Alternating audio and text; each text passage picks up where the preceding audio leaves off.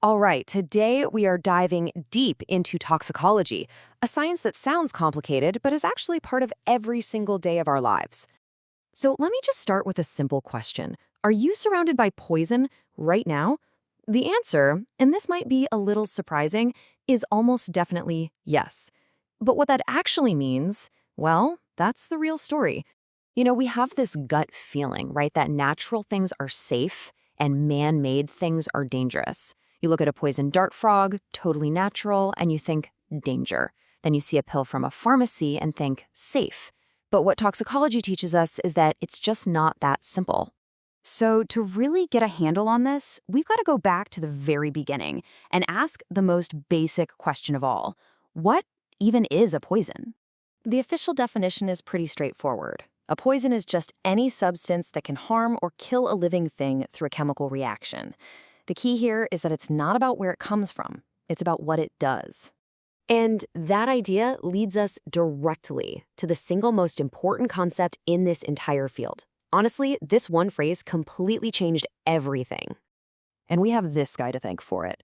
This is Paracelsus. He was a Swiss doctor way back in the 1500s, and he's known today as the father of modern toxicology because he came up with this totally radical new way of looking at the world.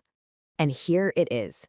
All substances are poisons. The right dose differentiates a poison from a remedy. Just let that sink in for a second. What he's saying is that anything can be harmful if you have enough of it, even water. And on the flip side, something we think of as incredibly toxic can actually be a medicine if you get the dose just right. So, if the dose makes the poison and literally everything is a potential poison, well, that means we are interacting with toxins all the time. Let's take a look at what that actually means for us. So, where do you think most poisonings happen? Industrial spills? Secret government labs? Not even close. The data is crystal clear. A whopping 92% of all poisonings happen right at home. We're talking about everyday things: cleaning supplies, makeup, medications, and a lot of those risks come from stuff that is 100% natural.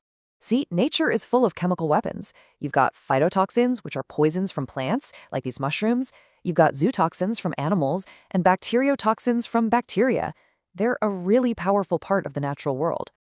Of course, toxicology is also a huge deal in the workplace. There's a whole field called occupational toxicology that focuses on protecting people on the job, whether they're scientists working with powerful chemicals or, say, furniture makers dealing with glues and solvents day in and day out.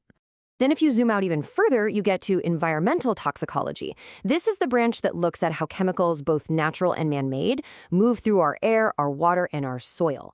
It's absolutely essential for figuring out how pollution impacts all of us. This really gets to the heart of how we misjudge risk. Our brains tend to scream danger when we hear about synthetic, man-made chemicals. But the reality is that natural toxins can be just as bad, if not worse. I mean, look at this. Toxins from bacteria alone cause around 5 million deaths across the globe every single year. Okay, so we know toxins are basically everywhere, and we know that the dose is what really matters. But what actually happens inside our bodies? How does a poison do its dirty work? Well, first it's got to get in, and there are 4 main gateways. You can swallow it, which is ingestion. It can soak through your skin, that's absorption. You can breathe it into your lungs, which is inhalation, or it can be injected, like from a bee sting or a needle. Once a toxicant is inside, the damage happens on a microscopic level. These molecules can start breaking the tiny machines that run our cells. They can mess up proteins, fats, or even our DNA, which can cause mutations.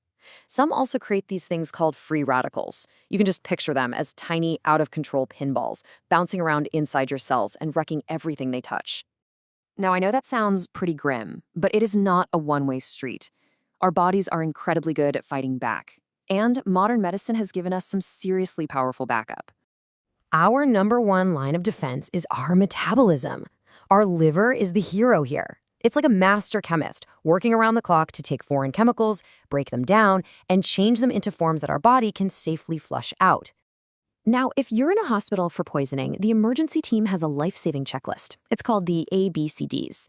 First, they check your airway. Then, your breathing. After that, they stabilize your circulation, your heart rate and blood pressure. And finally, decontamination, getting rid of any poison that hasn't been absorbed yet. And this is where medicine is just amazing. For some specific poisons, we actually have antidotes. chemicals designed to fight other chemicals. You probably heard of naloxone being used for opioid overdoses, but there are others too, for everything from a Tylenol overdose to certain pesticides. It's the ultimate example of fighting fire with fire. So let's bring this all home. What's the big takeaway from all this? What does the science of toxicology really teach us about navigating our chemical-filled world? When it comes down to it, toxicology is not about trying to create a world with zero chemicals. That's just impossible, and frankly, it's not the goal. It's really the science of risk management.